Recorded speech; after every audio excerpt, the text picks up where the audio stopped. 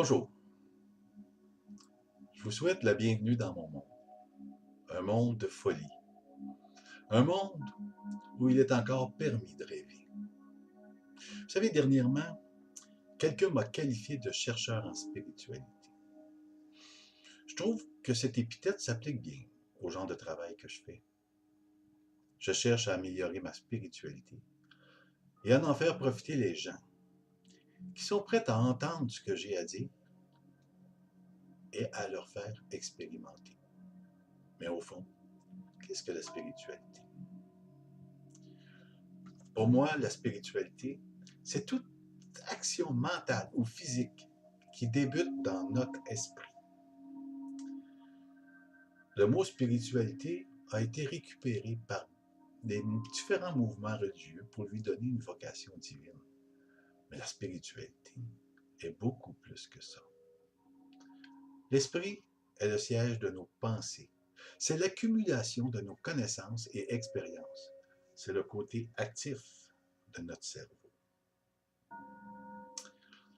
Qu'est-ce que la pensée? Mais pour moi, la pensée, c'est l'axe autour duquel notre cerveau est appelé à se débrouiller pour projeter au-delà de soi une vision du monde dans laquelle on se sent assez confortable pour y vivre. Cette vision du monde, on peut l'appeler notre conscience. Mais qu'est-ce que la conscience? La conscience, c'est la direction que prend notre pensée lorsque la raison et le mental s'unissent. La conscience peut s'élever seulement quand la raison a le dessus sur le mental.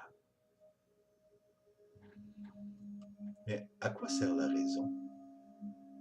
La raison analyse et structure nos pensées en fonction de nos connaissances, de nos expériences et surtout de notre tolérance à la peur. La raison est un niveau élevé de la compréhension humaine, en autant que celle-ci s'élève au-dessus de nos émotions et se base uniquement sur l'observation, sans aucun jugement. Mais le mental, lui, qu'est-ce que c'est? Le mental, c'est le résultat de la gestion que nous faisons de nos émotions. C'est une version que je jugerais peut-être fortement, un petit peu trop, là, exagérée, mais que je jugerais d'apocalyptique de la raison.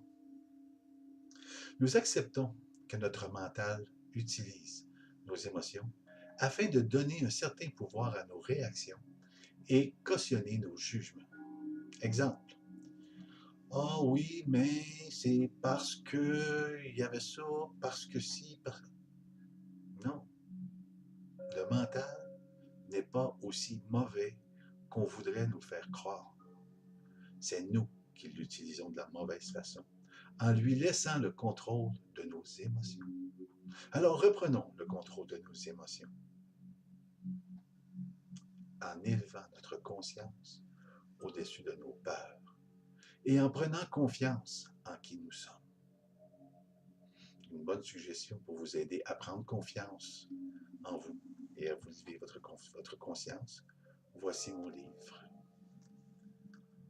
Un maître m'a dit. Une façon différente de voir notre monde. Vous pouvez le commander en librairie et il est aussi disponible en format électronique. À l'approche de Noël, c'est un beau cadeau à vous faire ou à faire à quelqu'un que vous aimez. La musique que vous entendez, en fond, c'est une musique La douceur de l'âme de Bernard Bozan, mon ami. Si vous avez une chance d'aller le voir en concert ou d'acheter un de ses CD, gênez-vous pas.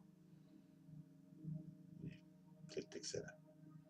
Mais je vous remercie beaucoup et prenez le contrôle de vos émotions.